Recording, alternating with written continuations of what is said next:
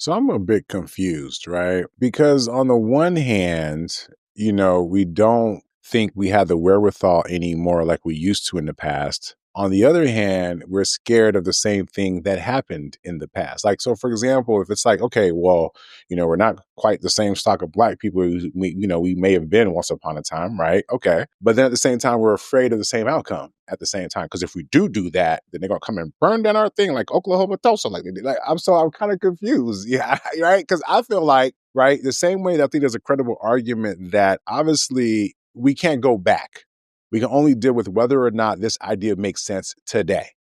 Right. And I think if we do that, then I think the argument that they're going to automatically come for us and all that, I don't know that. That happened back then at a time where, yeah, there wasn't a bunch of TV, there wasn't a bunch of internet, there wasn't a bunch of Islam, like in terms of like people, you hear about people getting turned over the internet to become an Islamic terror. Like, wow, that didn't happen back then, right? So what I'm saying is like back then, I get how people can be in proximity and see a thing and envy it, right? But is that going to happen today? Is that enough of a reason to why we should not aspire to do a thing? Right? That's number one. Number two, like I'm perplexed because we all know we're a bunch of sheep, right? The system was able to hoard a bunch of black people into things called projects. Because you can say that, come on, man. So you mean to tell me that we couldn't really socially engineer things differently if we had the will?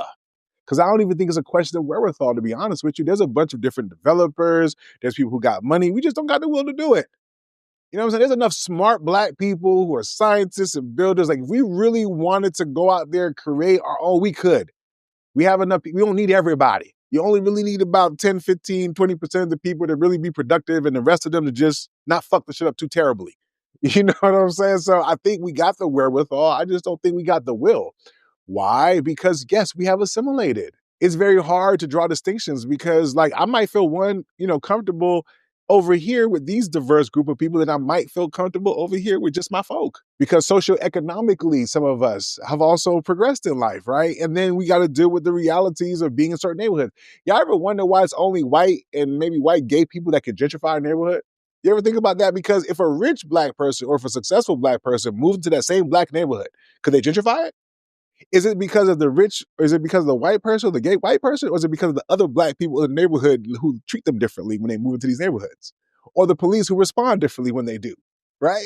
So I think there's a myriad of complexities when we talk about the challenges that we face today because some of us just don't have the will or we don't care in regards to doing what's best for us. But I don't think it's a question of whether we can. And so that just leads me to the next question, which is this something that maybe should inspire us? I mean, I don't know. I find it interesting that we're in a state where people have the ability, the wherewithal, we're pro-black, but yet we don't want to think about putting towns together that reflect us, our cultures, our values, make sure that the school systems, I mean, you hear about people all the time having schools, charter schools or whatever, because they want to take their own education in their kid. Why shouldn't we? Like, I get our repugnance towards them doing it because of the history, but before I say they should do it, I got to ask, should I want to do this? Should I reserve the right to do this? Right? As long as I'm not hurting anyone in America, am I allowed to congregate amongst people that look like me, that reflect my values? Like, at what point in time is that okay before it becomes a problem? Because listen, I'm not going to Arkansas anytime soon. Right? They picked the right place because there's probably not niggas over there anyway. You know what I'm saying? So who are they really hurting for real? Now, if he was in Atlanta, it'd be a whole different story. Maybe that's why it's not in Atlanta, right? Because maybe it just wouldn't work, right? But in certain places and nuggets, maybe it would. And maybe those people should have the right to move over there and do what the fuck it is they're doing, as long as they're not like fucking with other people, as long as they're not, keep taking people's rights away, et cetera, et cetera. So I do get the propensity for us to just be like, oh my God, this is crazy, but fuck them. You know what I'm saying? I ain't know about them anyway. I'm thinking like, shit, I had an idea like this. Like, we should have communities that care about us and then we teach them stuff. And so I don't know. I get that. I think with Jay's question is a poignant one because I do think that we can be, intrigued or outraged by it. But honestly, I think maybe it's time that we find a little inspiration in it. A little bit. A lot of it. You know what I'm saying? But that's just me. Go ahead. I think what we take for granted is that white people have the ability in the United States and the resources to be able to go and open their own settlement and finance it. When we decided to integrate in America, We gave up our schools. We gave up our businesses. They didn't come into our shit and say, come to these black schools and we're going to mix up. No, we went into their shit. And then we were forced to take what they gave us, which has rendered us extremely undereducated and under resourced and marginalized. So when you talk about the ability and the wherewithal to do something, we have to have access. This would put us in that same position. Let's take a loan out from the bank, from the man to go and live somewhere. And then when they decide they want their property, they land back. I defaulted. I couldn't pay. Whatever happens, they can rip it from up under me. And that is a part of the problem. I use a theory in some of my clinical work, and it's basically saying that there had to be a point when Harriet Tubman was coming back down south after she had been north a number of times that she realized that, hey, hooty hoo, we going, we leaving at 6. That everybody wasn't interested in going north, that some people were very content with the life they were living because that's all they ever knew. And they weren't interested in the risk that it took to get something and have something better. There was a percentage of us that did, but it was a small number, way less than what we think that was left on the plantations, right? So, yes, there's still a small number of us that can look upward and see something great about possibly doing something like this, but we have been rendered, and I don't even use the word assimilated because that means you had a choice in choosing to partake in someone's cultural values and norms and accepting them as your own or utilizing them as your own. We didn't have that because we came here without culture. We didn't have a choice but to pick up the things from them that we did because we didn't have anything of our own to reference.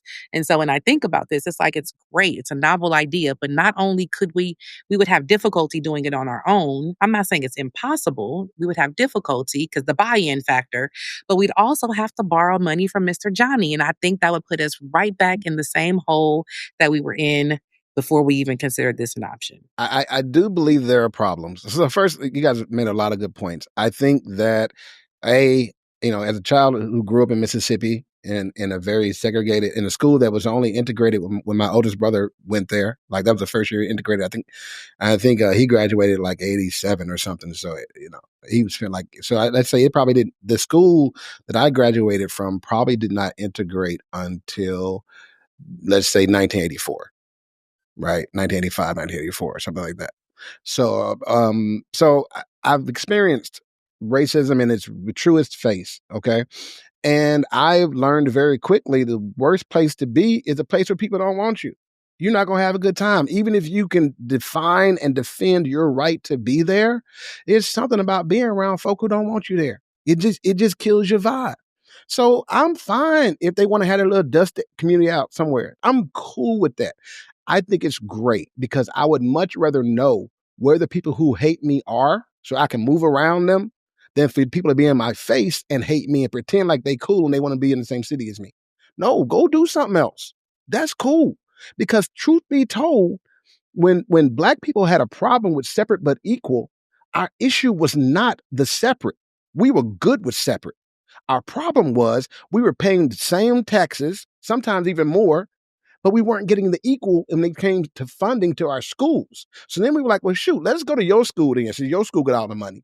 But then what happened then was they started white flight.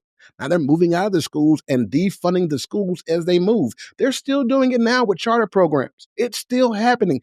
Nothing has really changed except the time. And so what we need right now is we do need a black push. We do need a response. And we don't need a response that gets back at them for what they're doing. We need a response that goes, oh, cool. That's what the game has evolved to. Play on, play a game on. Can we do it? Yes, we can do it, Tia. No, can we move the whole collective of black people? No. That's why black people get tired of talking about black people moving forward. Because every time you bring it up, one black person goes, and it ain't got to be Uncle Ruckus. One black person goes, it'll never happen, man. Black people never get on one page. We always this, we always that, we always. And you know what? If you're looking monolithically, maybe it's true.